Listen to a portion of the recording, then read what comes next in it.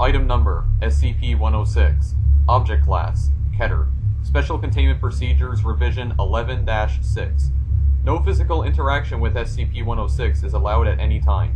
All physical interaction must be approved by no less than a 2/3 vote from O5 Command, and may only extend to testing situations. All staff, research, security, Class D, etc., are to remain at least 20 meters away from the containment cell at all times, except for mandated maintenance and re-evaluation checks.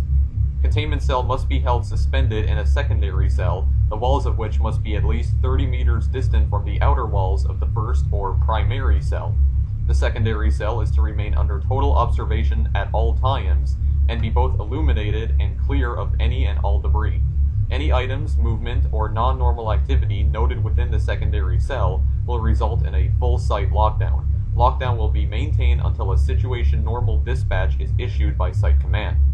Any corrosion observed on the primary cell, secondary cell, staff members, or other site locations within 200 meters of SCP-106 are to be reported to site security immediately. Any objects or personnel lost to SCP-106 are to be deemed missing/killed in action. No recovery attempts are to be made under any circumstances.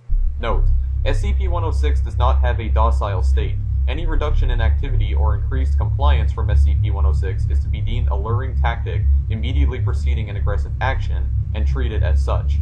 Note: SCP discontinued due to escape percentage. Special Containment Procedures Revision 11-7. No physical interaction with SCP-106 is allowed at any time. All physical interaction must be approved by no less than a 2/3 vote from O5 Command, and may only extend to testing situations. All staff, research, security, Class D, etc., are to remain at least 30 meters away from the containment cell at all times, except under direct order from Site Command. SCP-106 is to be kept within a sealed container comprised of 16 layers of lead-lined steel, each separated by no less than 18 centimeters of open space aside from minimal support struts. Said container is to be kept suspended by a continuous current system within a fluid medium. This medium is to be replaced in 48-hour cycles and constantly monitored for any corrosion intrusion. Any corrosion observed on any containment cell surfaces, staff members, or other site locations within 200 meters of SCP-106 are to be reported to site security immediately. Any objects or personnel lost to SCP-106 are to be deemed missing/killed in action. No recovery attempts are to be made under any circumstances. SCP-106 does not have a docile state. Any reduction in activity or increased compliance from SCP-106 is to be deemed a luring tactic, immediately preceding an aggressive action, and treated as such.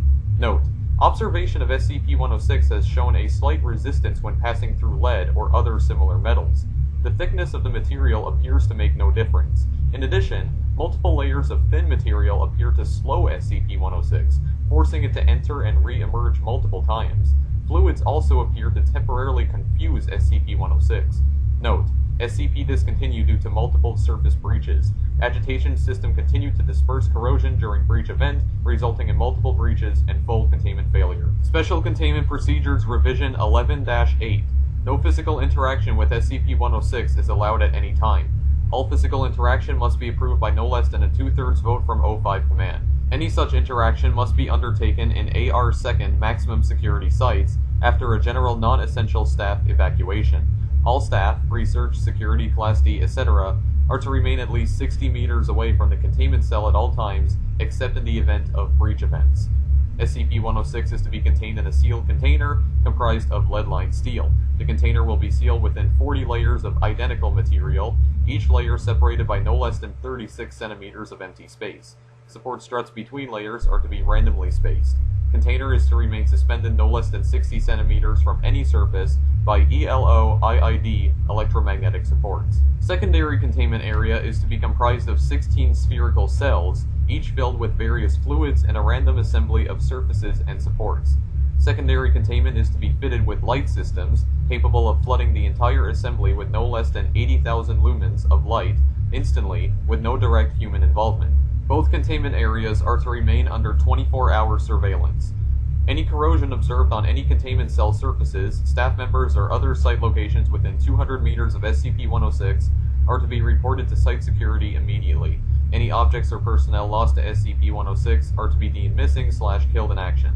No recovery attempts are to be made under any circumstances. Note: continued research and observation have shown that, when faced with highly complex/random assemblies of structures, SCP-106 can be confused, showing a marked delay on entry and exit from said structure. SCP-106 has also shown an aversion to direct sudden light. This is not manifested in any form of physical damage, but a rapid exit into the pocket dimension generated on solid surfaces. These observations, along with those of lead aversion and liquid confusion, have reduced the general escape incidence by 43%. The primary cells have also been effective in recovery incidents requiring recall protocol - observation is ongoing. Description: SCP-106 appears to be an elderly humanoid with a general appearance of advanced decomposition. This appearance may vary, but the rotting quality is observed in all forms. SCP-106 is not exceptionally agile and will remain motionless for days at a time, waiting for prey. SCP-106 is also capable of scaling any vertical surface and can remain suspended upside down indefinitely. When attacking, SCP-106 will attempt to incapacitate prey by damaging major organs, muscle groups, or tendons, then pull disabled prey into its pocket dimension. SCP-106 appears to prefer human prey items in the 10 to 25 years of age bracket. SCP-106 causes a corrosion effect in all solid matter it touches, engaging a physical breakdown in materials several seconds after contact. This is observed as rusting, rotting, and cracking of materials, and the creation of a black mucus-like substance similar to the material coating SCP-106.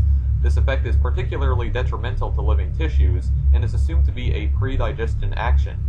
Corrosion continues for 6 hours after contact, after which the effect appears to burn out. SCP-106 is capable of passing through solid matter, leaving behind a large patch of its corrosive mucus. SCP-106 is able to vanish inside solid matter, entering what is assumed to be a form of pocket dimension. SCP-106 is then able to exit this dimension from any point connected to the initial entry point. Examples: entering the inner wall of a room and exiting the outer wall, entering a wall and exiting from the ceiling. It is unknown if this is the point of origin for SCP-106, or a simple layer created by SCP-106. Limited observation of this pocket dimension has shown it to be comprised mostly of halls and rooms with entry. This activity can continue for days, with some subjected being released for the express purpose of hunting, recapture. Addendum: SCP Review Notes. Due to the exceedingly difficult to contain nature of SCP-106, SCP is to be reviewed every 3 months or during a post-breach incident. Physical restraints are impossible, and direct physical damage appears to have no effect on SCP-106.